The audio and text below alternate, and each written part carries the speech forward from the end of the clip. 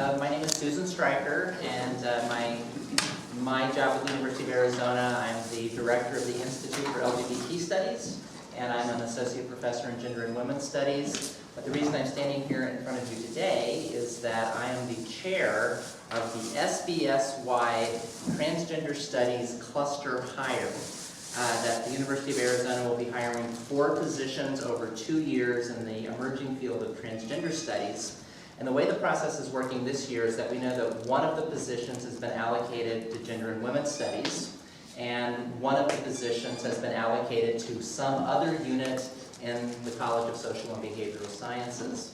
So a committee was constituted with me, with Layla Hudson from Minas, Susan Shaw from Anthropology, Sapna Doshi from Geography, and Abe Weil from Gender and Women's Studies, also representing the graduate student perspective, to look at the 143 applicants that we had for these 2 positions, to winnow them down into people who were both suitable SBS hires, as well as people who had some expertise in gender and women's studies, and then to bring that list of candidates forward to all of the different departments that might be interested. And we did a second round of taking departmental interests, like in this case, Judaic studies, saying they were really interested in one of the candidates, coming up with a short list. And so what we have now is we have gender and women's studies doing its own process of bringing in 3 candidates to interview for 1 job there, and then we're bringing in 4 candidates in 4 different units in SBS, only one of whom will get a job. So we have a candidate in Judaic studies, in history, in anthropology, and in Latin American studies. So this is the part of the SBS-wide process that involves Judaic studies. This is the candidate that we will be hearing from today, Max Strassfeld. I just wanted to give you a little context for how the search is working and what it is that we're actually doing here today. And with no further ado, I will turn the virtual microphone over to Ed to introduce Max. The one thing I will say, I'm going to pass around, what do I want to call them? Candidate evaluation sheets, and we'd really appreciate whatever feedback you can give us based on being here today. That will help us make a decision about the eventual hiring of the candidate. All right, thanks very much. I appreciate it very much. You must feel great having known you come from the masses all the way down to you. So the winnowing process was very demanding, and so that you, when we saw the list, everyone in Judaic studies, kind of their eyes popped out. And because we've been looking for someone in rabbinics for now 8 to 10 years. It's been on our strategic plan for some time.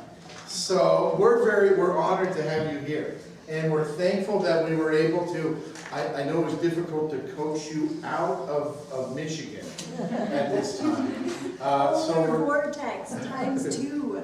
So we're delighted you're here and glad that we can host you here these 2 days. Max graduated from Brown University with a degree in comparative literature with an emphasis in contemporary Hebrew literature.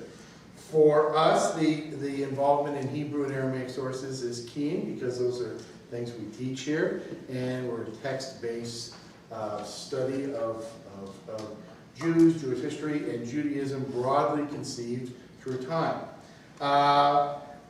Max's dissertation from Stanford, I'm looking for the title, at the bottom.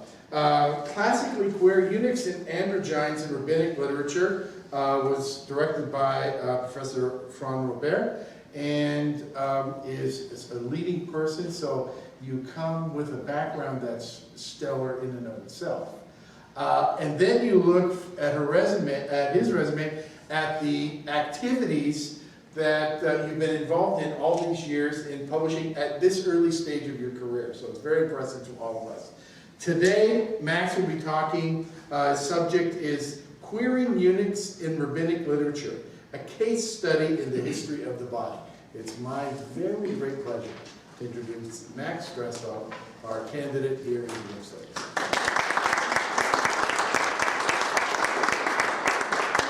Thank you for the very sweet introduction. And everyone got a handout, everyone should have one of these. Great. Oh, needs handouts, sorry.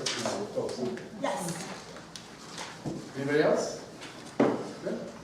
I think a lot about gender variant bodies and time, both personally and professionally.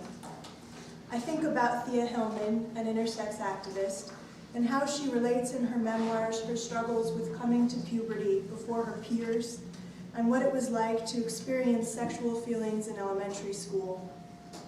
I think about my own trans body and time, the ways in which I am often read as 10 years younger than I am, despite my gray hairs, because I enact masculinity without the secondary sex characteristics of adulthood. And I think of the ways in which my friends on hormones describe their experiences of a second puberty. To paraphrase Mary Douglas, our bodies are matter out of time, and we disrupt heteronormative expectations of age and life cycle. Gender and bodily time are imbricated, and we can learn about cultural expectations of both by investigating these connections. The embroilment of gender, bodies, and time, and the way the rabbis can illuminate these relationships is one thread that will run throughout my talk today. But I will also address time in the form of the category of history and raise questions of how we study gender variance in the past. While much ink has been spilled over the question of whether the category of homosexuality exists before modernity, relatively little scholarship has focused on the constitution of gender variance in different historical and cultural contexts, and particularly not from a trans studies perspective. My work centers eunuchs and androgynes in rabbinic literature to determine what we can learn about gender, religion, and the project of transgender history when we analyze historical configurations of gender variance. At stake in my analysis is also the category of religion itself. Critical theoretical work in transgender studies tends not to engage religion, with some notable exceptions. In turn, Jewish studies in particular, but religious studies more broadly, has largely passed over the emergent field of transgender studies. When we leave religious history unanalyzed, both then the mythologizing use of hermaphrodite and the emphasis on surgery are ways of dematerializing certain kinds of disturbing bodies. If our bodies are matter out of time, as I began, then when we construct a practice of medicine that has the authority to assign sex, some bodily parts must be designated as matter out of place. When I use the term matter, I am, of course, playing with and alluding to the work of Judith Butler, who argues that the Platonic dichotomy between form and matter itself inscribes sex materiality. And this is passage number 3. You'll have to skip something that I ended up cutting.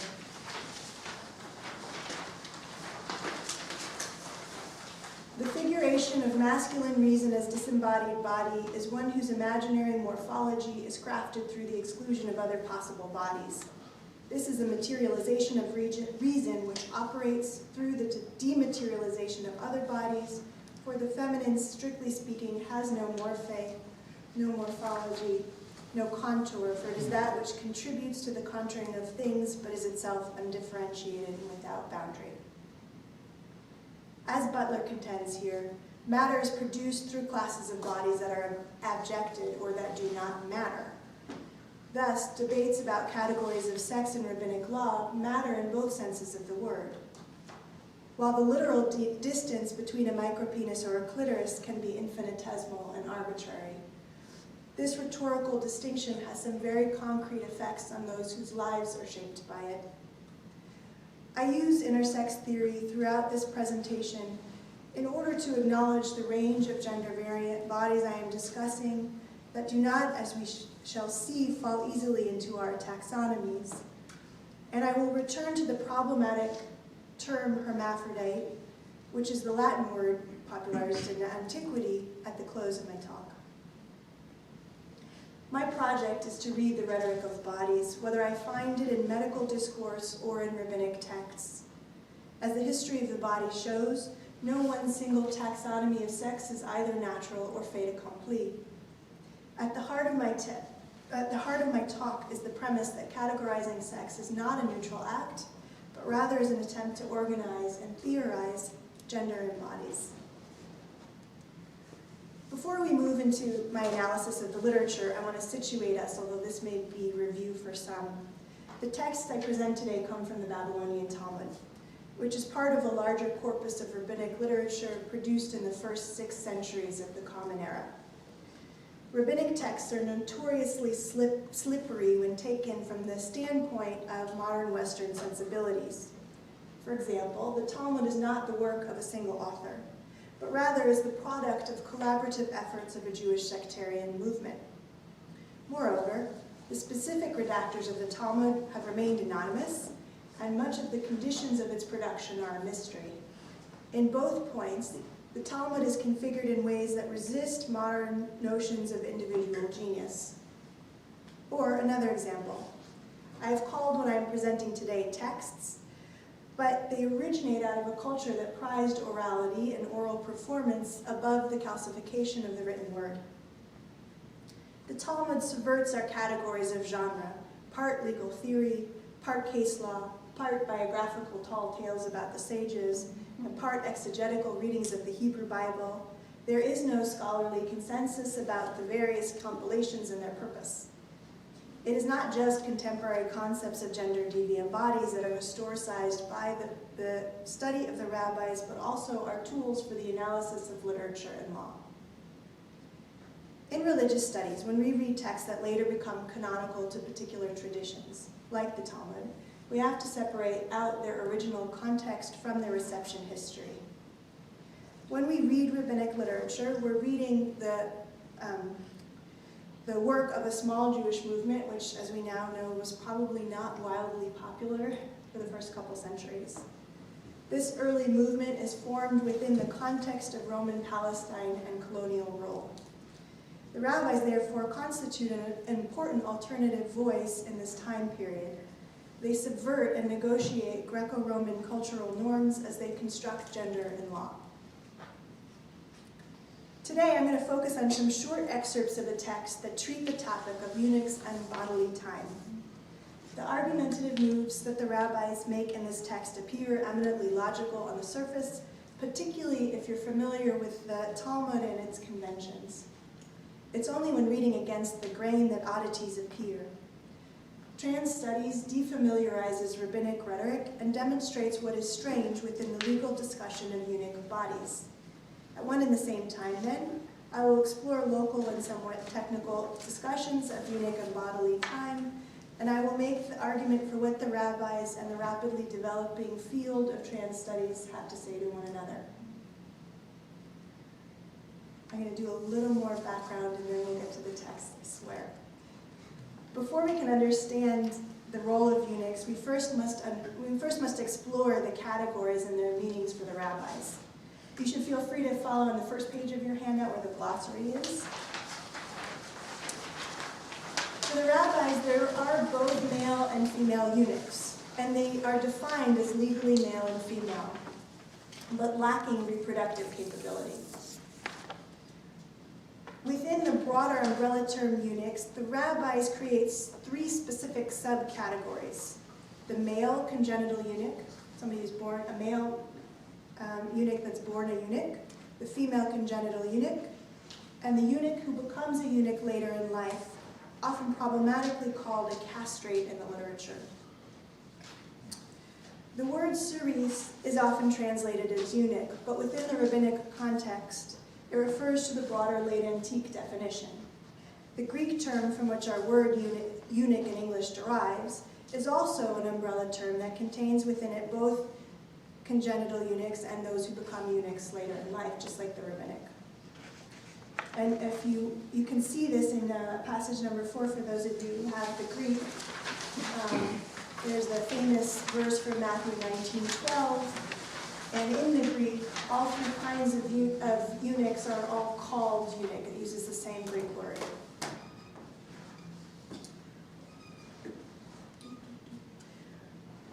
The category of someone who is born eunuch today often gets connected by activists as more analogous to our concept of intersex. For the rabbis, however, this distinction between being born with differences in sex anatomy or obtaining differences in sex anatomy is notable, but both in the end come under this umbrella category of eunuch. Already, just from a careful study of their terminology, we can see that the rabbis do not order bodies in ways that precisely accord with our taxonomies. The sources I bring today appear in the middle of a longer argument and a larger textual unit. The whole text begins by describing the ways eunuchs are analogous to old men, in that the rabbis argue old men cannot procreate in the moment before their deaths.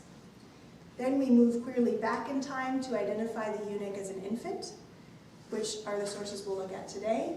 And then we move forward to the eunuch and the signs of a eunuch in puberty. Throughout, the rabbis are particularly interested in the question of how eunuchs fit into the laws of levirate marriage. I'm going to give you a brief background on levirate marriage and then we're really done. It's not crucial that you understand all the details of levirate marriage, but just the broad overview. And if you are one that likes kinship diagrams, in your glossary on the first page, there's a kinship diagram. The obligation to levirate marriage happens when a married man dies childless. So let's say I'm a married man and I die childless. My wife, let's call her Dvora, has an obligation to marry my brother Ben. Any children that result of the union between Dvora and my brother Ben carry on my name. So it's a prohibited relationship. Normally Dvora and my brother cannot get married. But it's specifically for the purposes of procreation.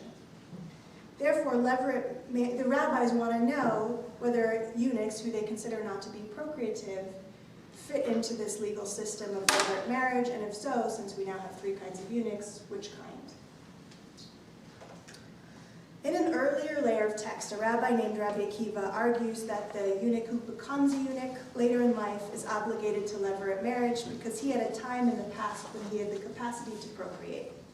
If he becomes a eunuch later in life, hypothetically, he could have procreated at some point. This time in the past he refers to as a kosher time, which I'm translating as a time when he was fit for levirate marriage in this case. Commenting upon this earlier layer of the text, the rabbis of the Talmud obliquely note that they have not, in fact, actually defined what a eunuch is. They explore the implication of Rabbi Akiva's time when he was fit. And this is source number 5 on your handout, and the English translation is on the next page. What congenital eunuch is Rabbi Akiva discussing? Rav Yitzchak Bar Yosef said in the name of Rabbi Yochanan, anyone who has not seen even one moment of fitness. This citation of Rabbi Yochanan is barely a restatement of Rabbi Akiva's teaching, even mimicking the language of kosher, being fit. I give you the two on the handout next to each other. You can see it underneath the asterisk, so you can compare. Right? So Rabbi Akiva frames a time of fitness as a positive characteristic of the eunuch who becomes a eunuch later in life, while Rabbi Yochanan's statement is a negative definition of the congenital eunuch. Does that make sense how they're paralleling? Okay. While this definition is completely logical when taken in terms of the local legal conversation, the rhetorical effects of Rabbi Yochanan's rather simple statement are strange. Taken literally, we must now consider the procreative capacity of a person's entire lifespan, including, hypothetically, childhood. How else are we to ascertain that the congenital eunuch was never fit? Here is precisely where the echoes of a time of being fit or kosher begin to sound like something more than simple procreative capability. For how are we to test the procreative capacities of an infant? Catherine von Stockton's monograph, The Queer Child, boldly states, and this is source number 6,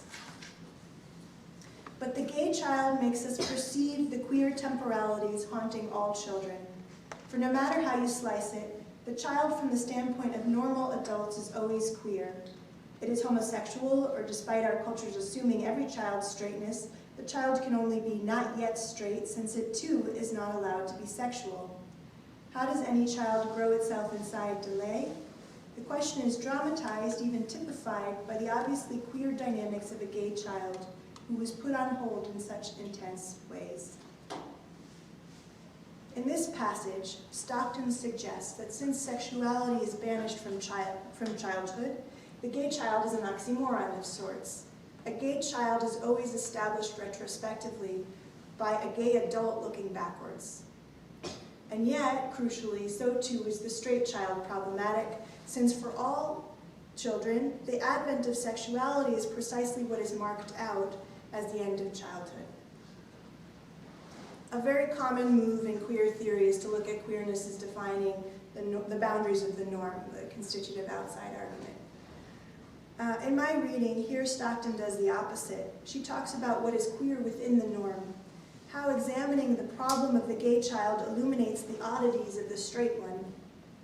Similarly, Rabbi Yochanan's statement renders normal childhood strange. The eunuch infant exposes the oddity of infancy.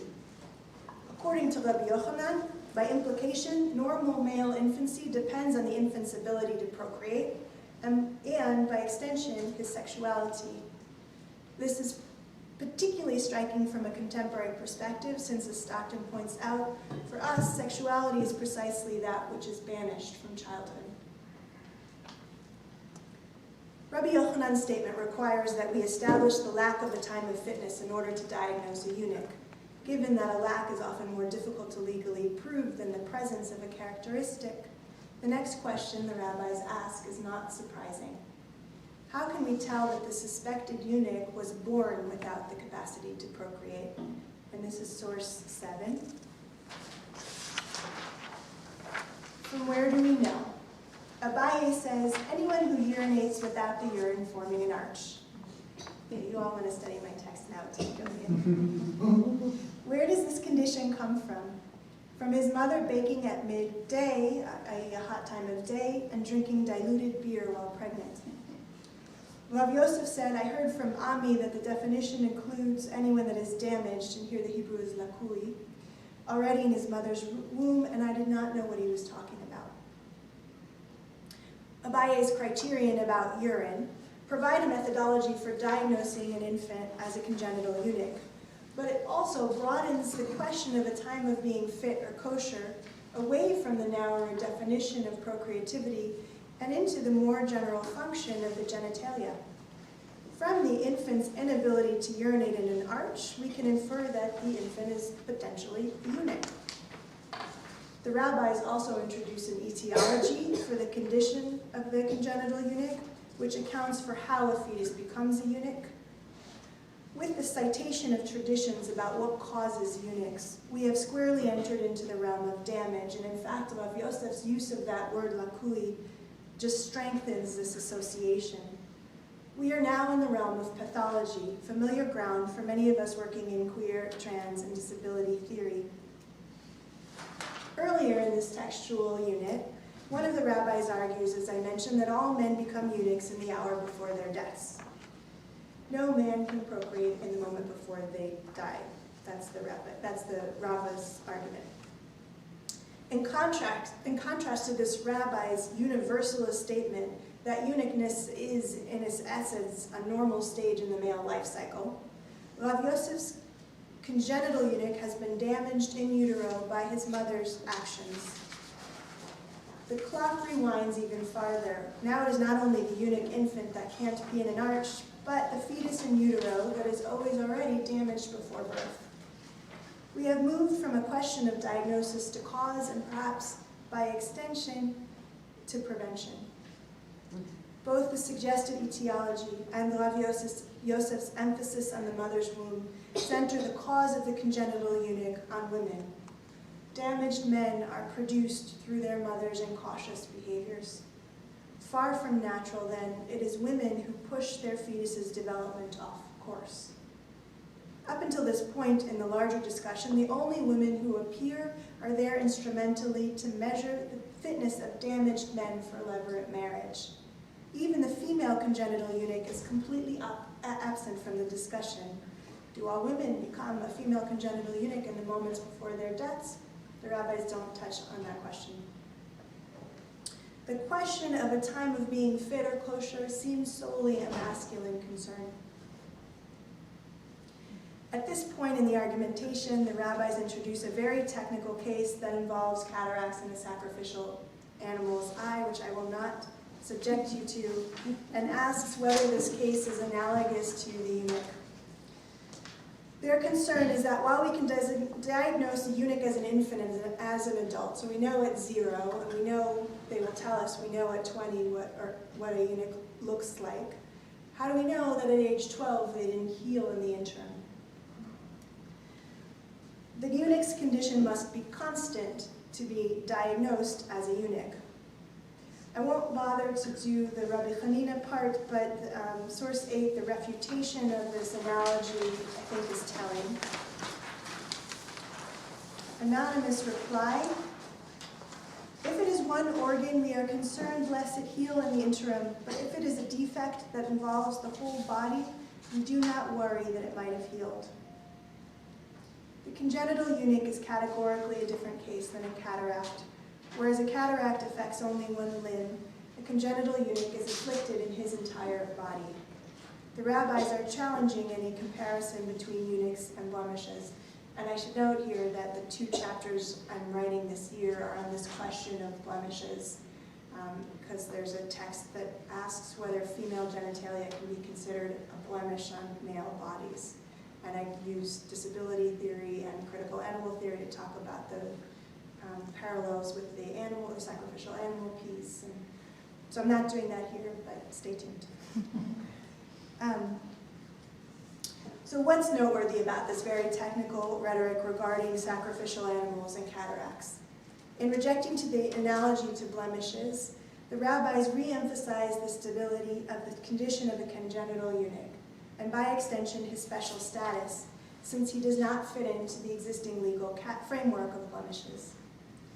Eunuchness does not function like a blemish, like cataracts, and the defect is therefore not confined to the genitals. Rather, congenital eunuchs are impacted in their whole bodies. The rabbis create a person who is in some way systemically different. Lest we understand the inability to procreate as a local issue, the eunuch's whole body is rendered singular and queer. Our text, I am arguing, is a theoretical discussion of gender-variant bodies, posing questions about how to define the male congenital eunuch, how to recognize him, how to diagnose him, and how he is different or similar to normal men. In doing so, the rabbis convey an expectation of the way bodies and gender are supposed to be shaped by time. Even an infant can express or fail to express his masculinity. The rabbis will continue on to explore the question of puberty and how to determine whether a female or male congenital eunuch has reached adulthood when they lack the bodily signs. Absent pubic hair or breast development point to a difficulty manifesting what the rabbis consider to be the somatic signs of aging. But they're also the legal signs for the rabbis of becoming an adult woman. The inability to develop pubic hair is only an issue when the female eunuch is 18 years old, precisely because before that time for the rabbis it can be considered normal. These bodily attributes are rendered pathological to the degree that they are present or absent in the wrong stage of life. Thus it is that queer bodies begin to expose a vision of normative bodily time. Sean Tuffer optimistically states in the introduction to the volume Eunuchs in Antiquity and Beyond, quote, "It can be reported that the growth of eunuch studies shows no sign of abating," end quote. And yet, even if Tuffer's optimistic assessment is correct, scholars working in other related areas tend not to engage this body of scholarship on eunuchs. The result is that the majority of research on the topic of gender and sexuality in antiquity has very little to say directly about the androgyne and the eunuch. Meanwhile, the question of homosexuality in this same time period is at the heart of the debates that form the core of the field of the history of sexuality, and the scholarship on that topic is quite prolific. Greg A. Williams' monograph, Roman Homosexuality, for example, meticulously demonstrates that neither homosexuality nor heterosexuality accurately describe the late antique Roman sexual phenomenon. His primary evidence lies in the fact that stigma was attached to performing certain sex acts and not to the gender of those who were performing them. We must therefore read Williams' treatment of the eunuch in the context of his insistent separation between gender deviance and sexual object choice. This is source 9. Castration is an extreme instance of a conceptual all-or-nothing tendency that pervades Roman texts. Softening a male constitutes a direct infringement on his masculine identity. By positioning castration as the extreme and as a literary trope, Williams is using the body of the eunuch as a kind of conceptual backdrop for his portrait of the homosexual. In Williams's logic, the occlusion of the eunuch makes a certain amount of sense. If the eunuch is about gender and the homosexual is about sex, and here we can bemoan the pesky dual meaning of sex that gives rise to so much productive confusion, then eunuchs are obviously unrelated to homosexuality. I'm singling out Williams from a number of examples I could have given, and there are a number, precisely because his book is otherwise so good, so meticulous, so thorough, and so insightful. It is not his work per se that is the problem. Rather, I am pointing to a conceptual blind spot in the field, which holds the categories of sex constant, all while carefully unraveling the categories of sexuality.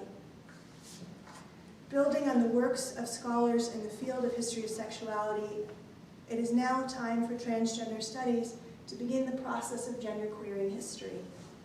What can we learn about the history of the body from the rabbinic taxonomy of sex, which predates sexology by centuries? How do our narratives about bodies, sex, and gender variance have to change when we do the careful work of genderqueering the historical record? Moreover, how do our conceptual tools have to change? Jeffrey Eugenides published Middlesex in 2002 to critical acclaim, and in fact won a Pulitzer for it the year after. The novel features an intersex protagonist named Cal, which is an allusion to Calliope, and one of several references to Greco-Roman mythology, including the myth of Hermaphroditus. Hermaphroditus appears in the story when the protagonist Cal acts out and therefore re-narrates the version of the myth found in Ovid's first century text, the Metamorphosis.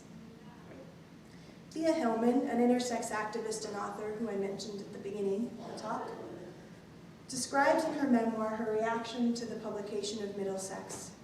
Her response is a critique of the ways in which gender-variant people are not constructed as experts about their own bodies, as opposed to, say, medical doctors, non-gender variant theorists, and New York Times best-selling fiction authors. In particular, she takes issue with the use of the term hermaphrodite and identifies both herself and Cal as intersex. She ends her piece, this is source 10. While the myth of Hermaphroditus has captured the imagination for ages, it traps real human beings in the painfully small confines of a story, someone else's story. In response to Eugenides, Hillman writes an op-ed piece which is ultimately rejected by the New York Times. In an odd way, then, the late antique Latin term hermaphrodite has eclipsed the modern term intersex. This disjunction between hermaphrodite and intersex raises compelling questions about temporality and anachronism. The obvious conclusion in Hillman's implication is that the mainstream is not challenged by mythical or fictional portrayals of gender variance or by gender variance marked in some ways as past.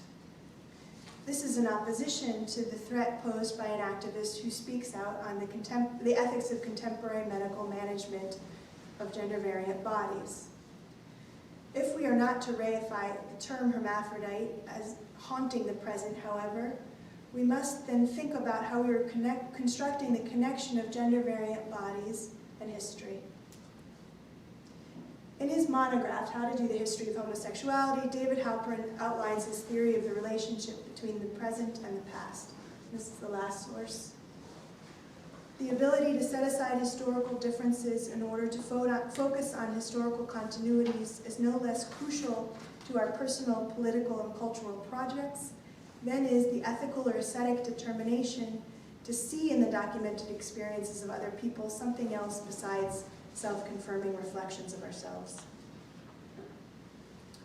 In this passage, Halperin acknowledges that focusing on radical discontinuity between the present and the past privileges modern identities as replacements of or evolutions from previous ones. If we refuse that implicit progress narrative, when we are left to rethink again, along with Halperin, the problem of the relationship between present and past formations of sexuality and gender. Halperin argues that the modern subject has, quote, epistemic and social privilege, end quote, to interpret and identify history, thus indirectly portraying history as defenseless in the hands of the historian. He's not alone in this. Much of the field of history of sexuality is motivated by a concern for the imposition of the present on the past. However, not all epistemic privilege is created equally, as evidenced by Hillman's complicated relationship with the term hermaphrodite. Late antique rabbinic texts about eunuchs and androgynes have a long and diverse afterlife. Transgender and intersex activists rhetorically employ the androgyne to place themselves within canonical Judaism. Orthodox rabbis mobilize the eunuch to issue legal opinions on the questions of surgeries for intersex infants. In order to resist the invisibility of gender variance, contemporary activists turn to a system that allows while not liberatory in any sense, allows for the possibility of bodies in between. It is a given that these texts are centuries old and that any discussion of them must take into account the conventions of the literature as well as the cultural and political milieus that condition their production to the extent that we have that information. And yet, in focusing on their distance, it is all too easy to erase the contemporary context, which renders any discussion of gender-variant bodies political. I cannot write about queer bodies in the past without acknowledging that I am writing in a context in which we disappear troubling bodies today. I am writing into a context where transgender and intersex people pay a steep price for intelligibility.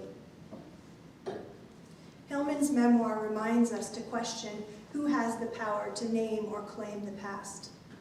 Any project of genderqueering history must rise to her challenge and reconceptualize the ways we approach history, temporality, and bodies.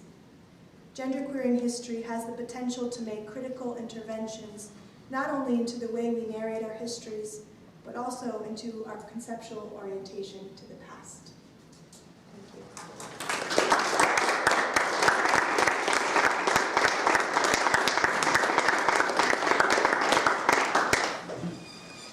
And now the honored questions.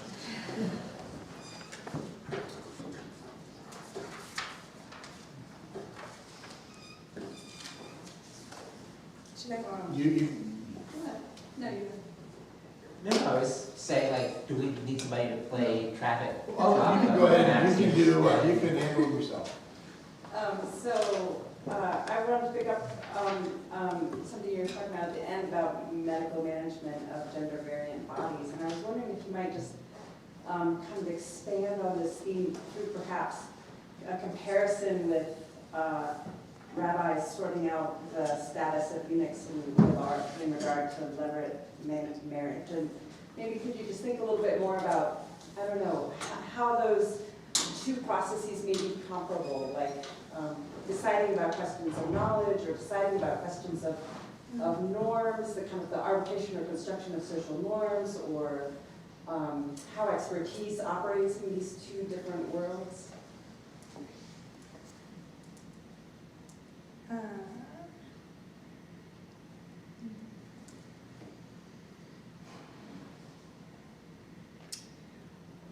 Well, one of the, the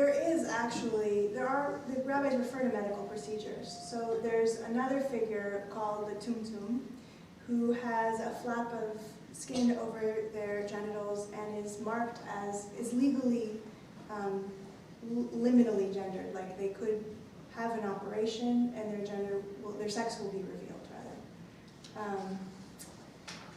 And so there are sort of medical, but there's not any requirement to do that. There's no sense that this is what needs to happen. In fact, the category of the tumtum functions in the text to enable the rabbis to think about, we have somebody who may have a sex but is not sure what it is yet. So how do we incorporate them into the legal system? So I guess one thing I find striking is the way that there is sort of this medical piece that's referenced in the text, and they talk about cures in Alexandria, like a variety of ways that medicine comes into these texts, but it's not centered, it's a legal project. And the way they order the world is through the law. And for me, partially what I'm doing there when I say that, when I argue that theorizing bodies is not a neutral act, is that I'm arguing that the rabbis themselves are theorizing, right? That against the people in my field who would say you're applying these theoretical models to these late antique texts, they're not theorizing like I'm theorizing, but they are in fact producing a theoretical account, right? So, yeah. And, sorry, no, well, I guess my follow-up would just be sort of in a contemporary context, doctors up to the same thing, or like in terms of medical management of gender variant bodies? Are doctors up to the same thing of Theorizing or doing something else? yeah. I mean, I could, yeah, yes. I mean, I cut the Katrina Carcase's quote where she talks about the rhetoric of technological ease and how that rhetoric functions. And yeah, it's a theoretical project, which doesn't then say that it doesn't have material effects, right? But in fact, it has very dire material consequences. But yeah, it's a theoretical project. Okay, well given, thank you, that was really fascinating. Given that the rabbis and the legal specialists are the sort of the theoretical, the privileged theoretical kind of, specialists on this topic, is there anywhere else in the rabbinic literature that this comes up? So thinking, say, from the Islamic case, you'd expect it to come up in terms of inheritance, in terms of non-levirate marriage, in terms of who is in a state of kosher for performance of prayer or other religious duties. So I'm curious whether it shows up elsewhere in the legal literature and where and when that might be. Yeah, that's one of the things that's fascinating. So rabbinic law, we have about 40 years of feminist research now that demonstrates that rabbinic law, for rabbinic law, gender is one of the central categories that determines obligation. So one might think that you would be very invested in stable categories of sex. And instead, we have these categories all over the place. If you look at the famous Leviticus 18:22 verse that often gets interpreted as a prohibition against homosexuality, that verse gets used by the rabbis maybe a dozen times. We're talking an order of 10 times the amount of texts on this topic. And they show up in all sorts of contexts, in the question of circumcision and the Sabbath and breaking the prohibitions of Sabbath. They show up in inheritance laws and all the places you mentioned, in non-levirate marriage. Because it's such a gendered legal system, I think the rabbis are both centrally interested in the categories and testing the boundaries of their normative gendered laws. So for me, rabbinic literature is as modern as the world gets, and late antique is 20th century, or where are we, 21st. So I'm wondering, I mean, you mentioned this one passage. Say more about that. This one passage in Leviticus. I work in archaeology, and the idea of, intersex, gender ambivalence, our vocabulary in archaeology is sometimes not all that sophisticated. Figurines, deities, and so forth.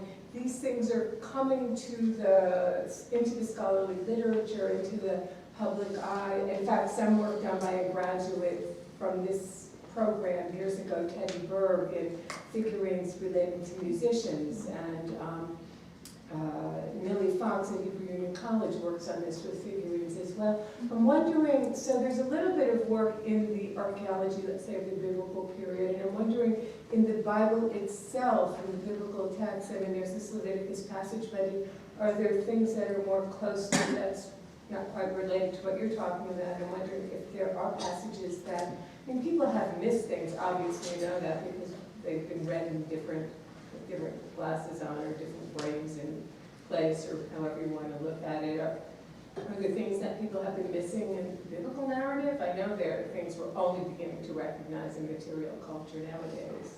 Yeah, and actually, the Mary Weissmantel, I don't actually know if I'm saying Weissmantel, so not German. Weissmantel is an archaeologist, so she's talking precisely. Right, about this that is something I'm not familiar with, so I'm It's going a to go back great and check article. it. I'm going to go back and check that one out. What about text itself? Yeah, so interestingly, so there's a prohibition against cross-dressing. Right. Rabbis do not at all relate that to these categories, at all, which is notable in and of itself, right? There is a verse that's a bit of a cryptic verse. I'll say it in Hebrew and then I'll translate it, although it's hard to translate. Lo yavo p'tu'ataka chut shavcha b'fnei ha'kahal. So these categories, these biblical categories of the P'tzua Daka and the Chut Shavcha, I'll explain what they are in a minute, shouldn't enter into the community. So what is enter into? First of all, we don't quite know what the etymology of these categories, there's debate over what these categories are. The rabbis play sort of a word game and say, P'tzua sounds like Niftzah, so we're going to say this is a distinction between, and Chrut sounds like Harit, so we're going to say this is a distinction between types of damage.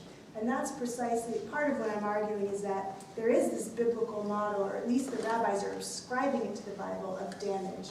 And that they play with that, but they're moving into this realm of time, that they're overlaying this concept, this Greek concept of these different categories of eunuch onto the Bible, and taking it in an entirely different direction. And then there's the Isaiah 54 verse about the eunuch and reproduction, which, interestingly, the rabbis also don't at all relate to this question of love-led marriage. It only comes up in agadic stories or readings of the Hebrew Bible. So they're very much carefully picking and choosing which sources.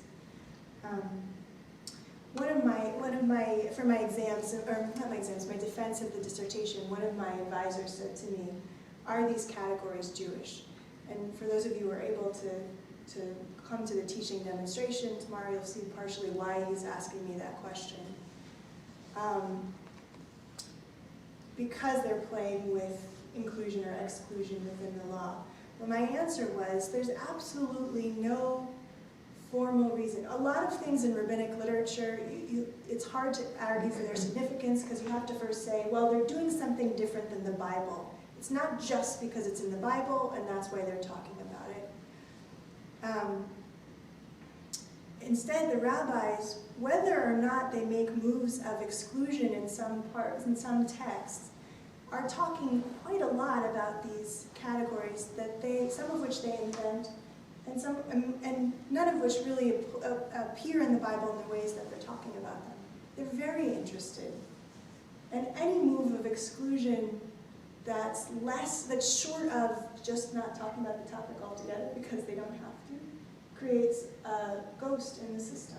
So even those moments of exclusion are moments of discussing, elaborating the ways in which these categories can and can't fit within the law.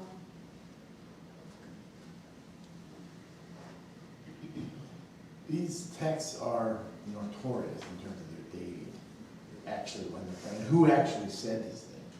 Yeah. Because you work in the antiquity as well, and really what interests me is your work is because it makes me look at the stuff that I look at in a new way, right?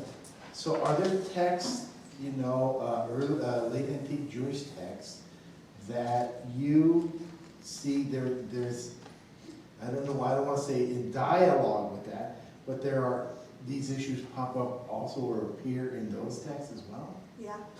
Okay. All over the place. I mean, this is like, the reason why Craig Williams is talking about this in Roman homosexuality is because there are tons of Greco-Roman sources. But Jewish stuff. Jewish stuff. There's Yeah, the that part I see. The Jewish stuff is what I was interested in. There is some work in Philo where we see there is some work with the biblical categories in Second Temple literature, and I don't have the citations at my fingertips, but I can get them for you.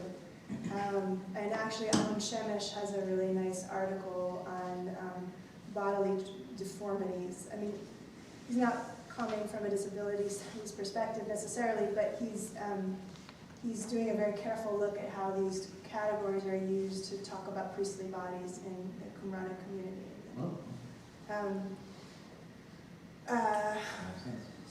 And there's an article on the Philo. I just talked to him, Nana Bush has an article on the Philo. So there's a little bit in Jewish studies analyzing these texts in their earlier, but there's not a lot yet. So there's a potentially productive. Yeah, there's, yes. Yeah,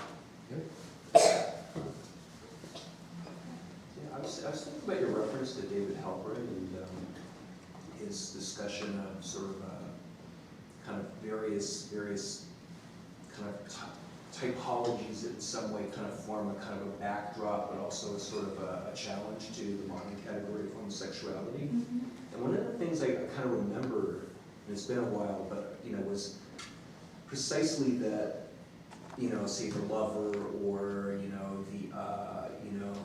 these certain kinds of categories that sort of are not, on the one hand, sort of identifiable with homosexuality, but somehow kind of reflect back, sort of suggest a genealogy, but also suggest some kind of break, becomes a kind of opportunity to use antiquity and to use the pre-modernist ways to, in a sense, kind of, sort of question the reification of the modern categories and, in a sense, their own normalizations. Yeah. And I'm just curious that sort of like, what do the categories of the androgyne and the eunuch in some way function for you analogously as a way of sort of rethinking trans categories of the contemporary as some kind of way of, in a way, challenging them? Does it work that way for you? And then secondly, related to that, if there's a kind of, sort of generality in kind of antiquity and kind of Greco-Roman civilization broadly of sort of the androgyne and the eunuch, what does it mean to kind of specifically go through the Jewish engagement with it? Does that somehow, sort of shed a kind of a different light? In other words, what's at stake about thinking about the eunuch through the talmudic and the rabbinic tradition as opposed to just thinking about it more broadly as a kind of Greco-Roman sort of type? And I do certainly contextualize what the rabbis are doing within the context of what's happening around them. But it's precisely, when I began at the beginning of the talk saying they're living under colonial rule. I mean, we know now in the latter half of the 2nd century, in the northern Palestine, there's more Roman soldiers than there are people who are not Roman soldiers living in Palestine. So we're talking about a very material colonial presence. And the rabbis are taking the ways that the Roman laws work and characterize eunuchs and androgynes and reversing them. They're playing with, they're using the categories, so it's a strange kind of playing and pushing back, right? Because they're using the categories. Androgynos is a direct loanword from the Greek, and the only reason they don't use hermaphroditos is because they don't want the mythological associations, right? So they're completely engaged, completely using the distinctions of the Greek, and yet reversing the discourse and playing and subverting in various ways. So I do read it as a response to some of what's happening in the cultural milieu around them, and as a way of speaking back, speaking the language and speaking back. Let me go back to your first question. So Halpern, in the question of how he does that sort of schema for how to do the history of sexuality, is a schema that he proposes of both genealogy and break.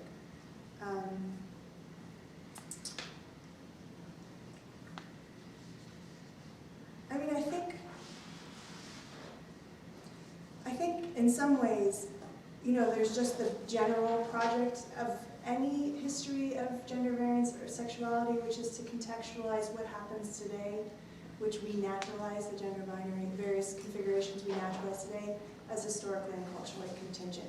So that's like the first, that's the first goal of any of these projects. What they're doing is not the same, right?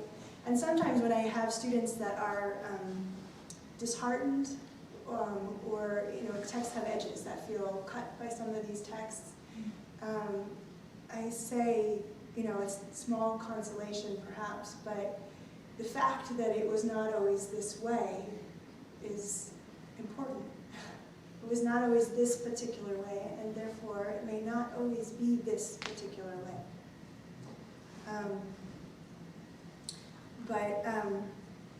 But in terms of how they specifically in a sense, in the same way that David, I'm not comparing myself to David Valentine, but in the same way that David Valentine contextualizes transgender, I am contextualizing particular configurations, right? By saying here's a different way of working this through. And I'm looking at the specific nexus of bodily time and calling for an examination of that, or a re-examination. I'm not the only person who does that. Go ahead. Okay, are we out of time, or? No. You chose to focus on halachic material, even though it's theoretical, and I'm wondering, I was actually kind of surprised you didn't mention anything about agadic material that is perhaps, at least I would expect it to be freer, in the sense that it could play with some of these categories, it can imagine things that it then doesn't have to, sort of legitimate in any kind of legal context. So does this kind of thinking appear in the Agada? Is it entirely separate?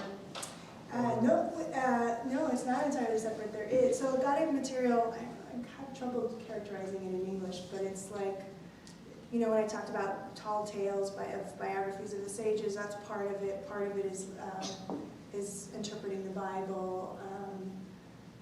So in the category of interpreting the Bible, we have a story about Genesis, again playing directly with the Greek. Some of you may know it from Plato. David Halpern actually talks about this, reads this story in particular. He talks about the original created being as being an androgyne. Okay? And we have different versions of that, but it's quite prolific in the material. There's a version in the Bodily, there's a version in Bereshit. There's in fact an entire chapter of Genesis, of a commentary on Genesis that talks about different ways of theorizing the gender of that first being. So there has been some analysis of in the field. That's pretty much the only stuff that's been looked at. Is those materials, those stories. And there's feminists, there's Judith Baskin has a piece, Boyarin has a piece, there was a recent rereading in terms of Zoroastrian traditions by, I'm forgetting his name, but I'll think of it. But anyways, it's really interesting stuff, and it's totally doing something completely different than what my legal texts are doing. And so I don't treat it because it's really a different, very different project, and there's some good, solid feminist work on it already. Can you quickly characterize what it's doing that this is the materialism doing? I'm just curious. Yeah. Partially, I mean, the question of whether it's related to sexuality or not is precisely what Halpern's asking. But partially, it's that question of, is this about the genesis of heterosexuality, homosexuality, right? I don't know that I agree with that reading of it, though. I think I'm with Halpern on that one.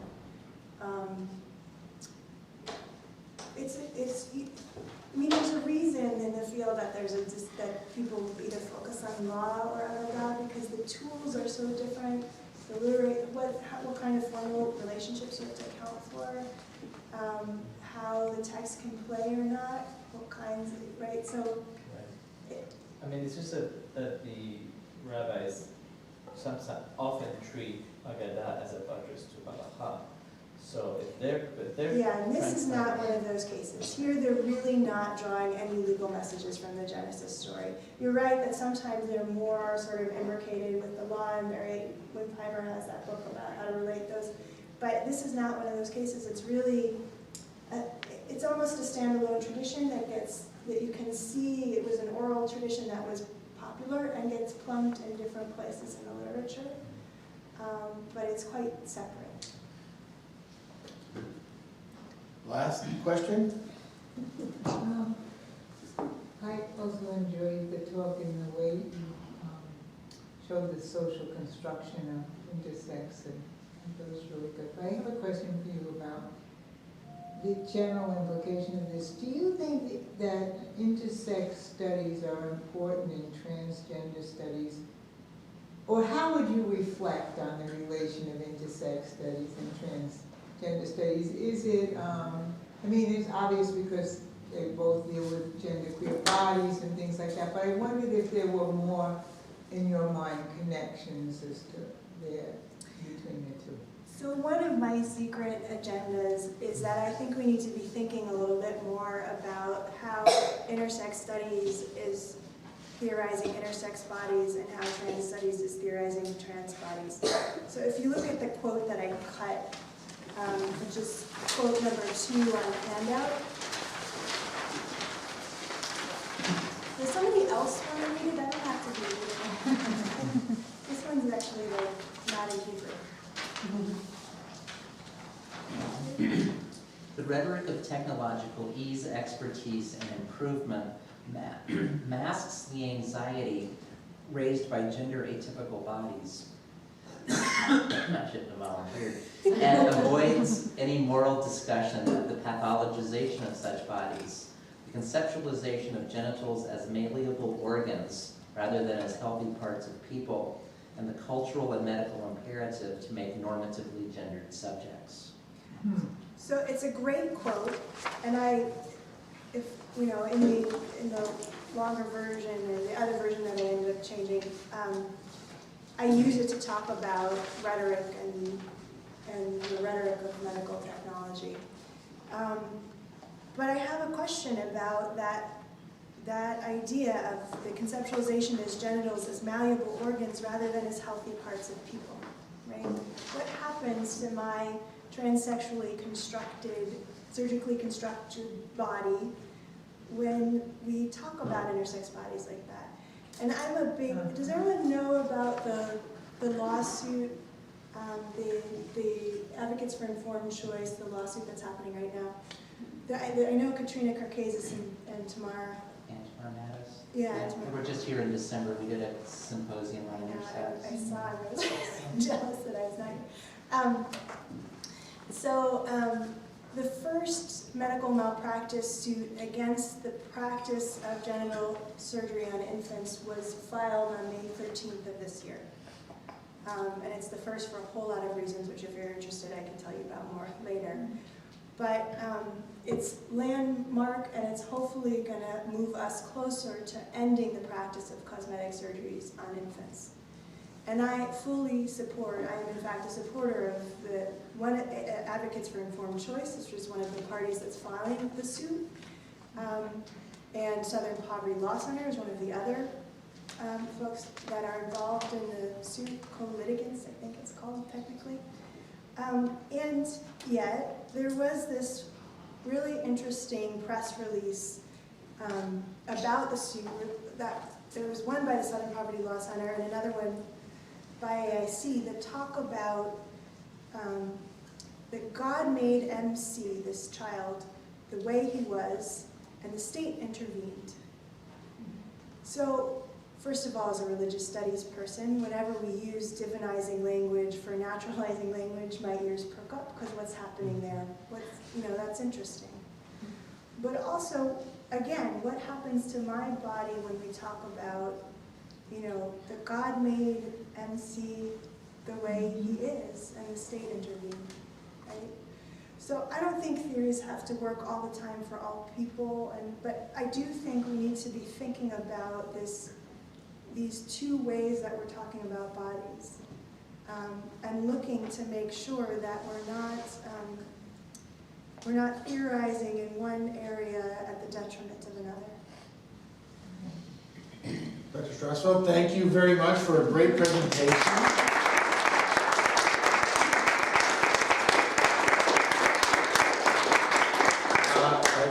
The quality of a presentation is by the light it sheds on topics and by the potential it sheds for others. So you've really shed a lot of light for us today. And if you're interested in its topic tomorrow, there is a teaching session in this room. Yes. At this room at? I don't have the itinerary with me. And it's less formal talk and more teaching, so there will be less reading and talk. So if you're interested, he'll be doing this again, or not this again, but giving another presentation tomorrow. And if you'll check the Genetic Studies website, It'll be on, yeah, I'll put it on the website. you'll find it on there. And I want to thank you all for coming and wish you a very good evening. Can I say one more thing? Oh, sure. Sorry. I just also want to say thank you. This is like a really profound moment in the field, and I'm really grateful to be here. And it really makes a difference for us as junior scholars, the room that you all are making for our work. So I wanted to say thank you.